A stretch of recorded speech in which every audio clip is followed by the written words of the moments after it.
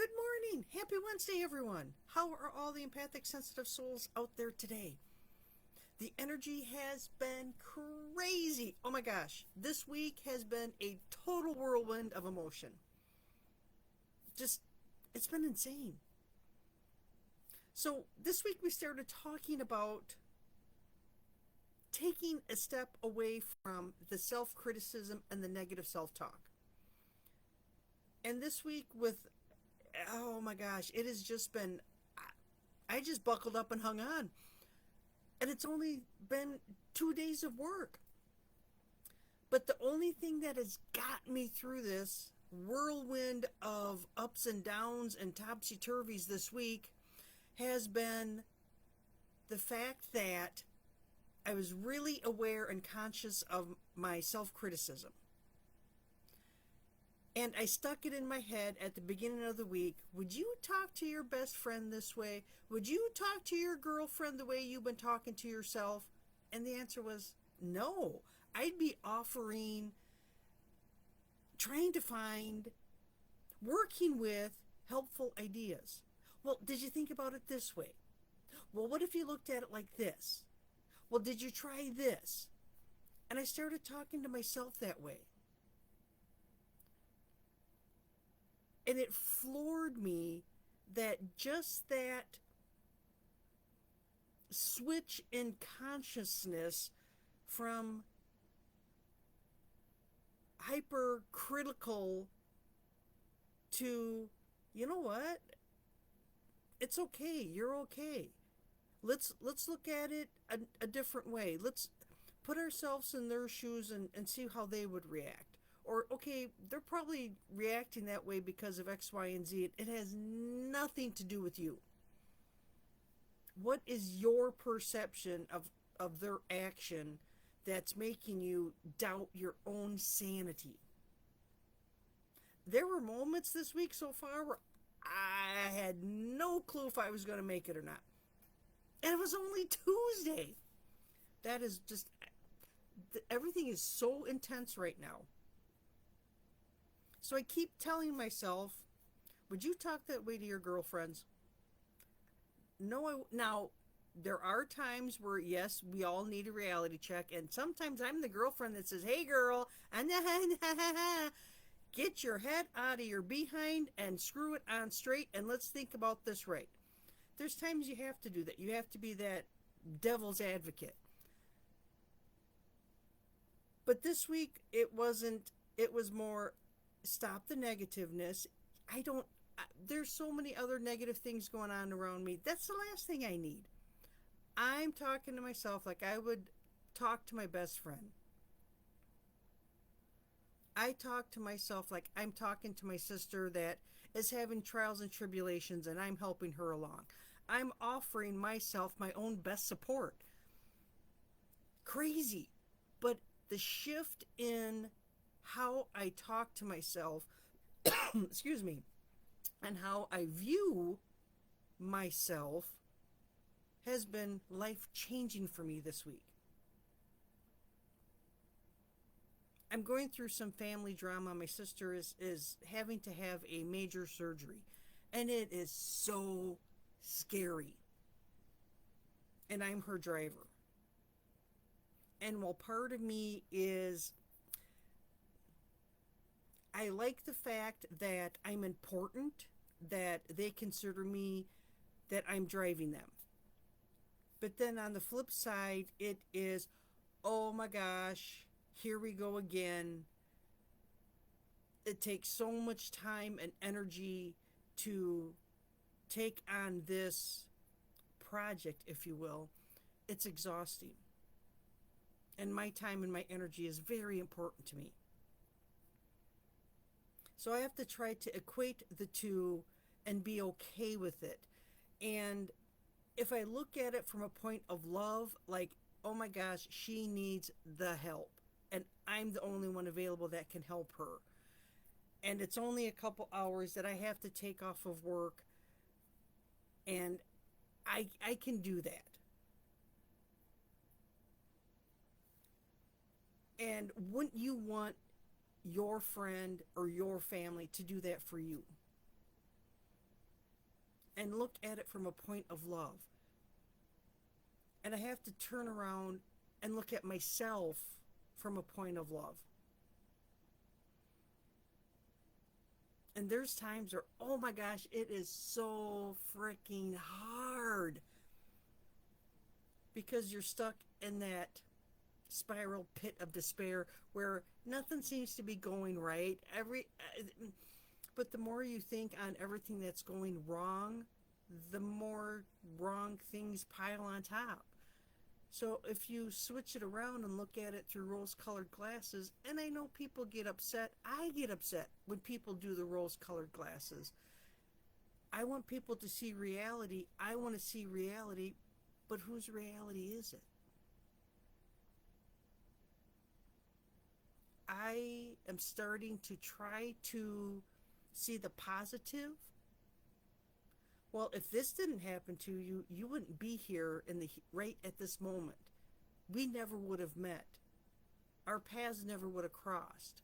We'd never be friends, right? So I have to look at everything as, okay, it happened for a reason. Now, sometimes my own, boy, that's a bad choice I made there. Whoo! And I recognize it. I acknowledge it. I accept my responsibility. But then I also have to say, okay, we need to learn whatever lesson this was and not go through this again. Give yourself grace. We're learning. We're all in school of this thing called life. And for some of us, it takes a while to graduate, and then we're on to the next whatever phase it is. Some of us graduate sooner, and we have to enjoy that ride. But trying to not get down on myself, trying to not tell myself how horrible and ridiculous, whatever the case may be, but you're learning, you're growing. I sometimes like to act funny and say funny things to either lessen the tension, especially at work, try to make light of a situation that, it could be worse.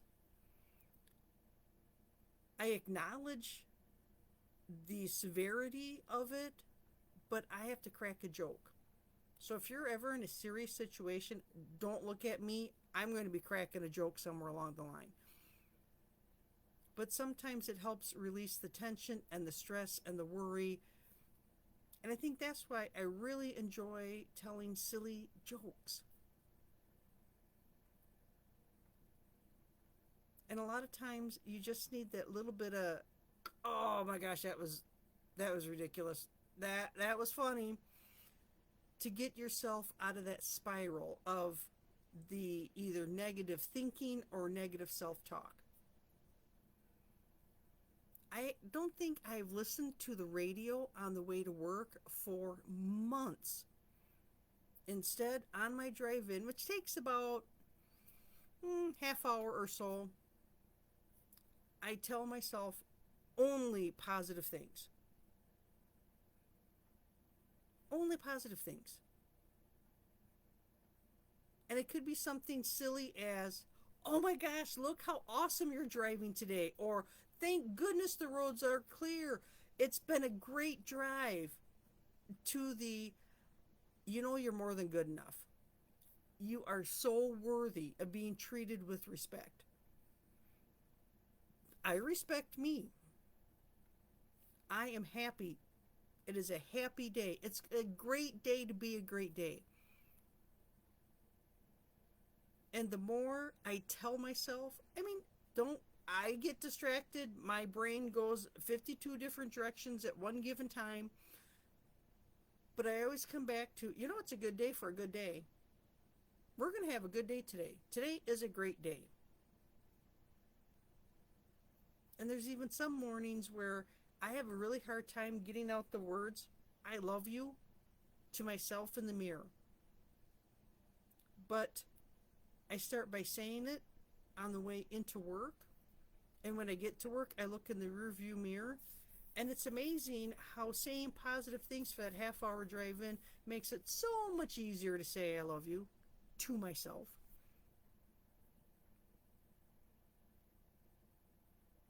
Give it a try. See if it helps. See if it works. Anything to stop your brain from grabbing onto that negativeness and hanging onto it with teeth and claws and dragging you down. Something to break that cycle. And I catch myself driving in and I'm tapping as I'm driving to work. Yes, I drive with one hand, but my road is flat and it's only 45 miles an hour. So unless deer jump out, which do happen, I'm usually pretty safe. But I've got this. I'm a great driver. There's no deer, there's no possums, there's no raccoons. The drive is good. And I set that intention and I keep saying it. I am worthy. I can handle whatever work throws my way. I am more than good enough. I know my self-worth. I am amazing. And it's even if it's in my own little world, the people that I love and trust in that little world think I'm amazing. Sometimes it's only me, myself, and I. And that's okay because we're the most important ones. No, I am not schizophrenic, even though there's days I may feel like it. But trying to be okay with myself and working on my own shadow parts, working on my own insecurities and my own worries, by refraining that negativeness into positive self-talk, it changes my whole day. Because some of the stuff that happens during the day where you roll your eyes and you shake your head and you're like, I can't believe they just did that. They just said that. I can't believe that just happened. What in the world? And I'm able to handle the topsy-turviness so much better when I set the day up to be positive. I hope this helps. I hope you gleaned some information. Try it. Let me know how it goes. I have sticky notes at work. Sometimes the one I have on my monitor, I think just says good. And people ask, good what? And I'm like, a good day. Ha ha. And sometimes it creates a laugh. As it's just a reminder that it's a good day. Oh, well, that's kind of strange. But then they get thinking, put the thought in their head, changes their day. I hope this helps. Have a great day, everyone. It is Wednesday, the day before Halloween. Oh my gosh, I am so excited. My nephew is coming over to help hand out candy. I don't know that we're going to get a lot of trick-or-treaters. We have got cold and dreary and wet and crummy weather coming in. 80 degrees today, 50 degrees tomorrow. It's Wisconsin. Have a great, fantastic week. I will check back in on Friday. Bye for now, everyone.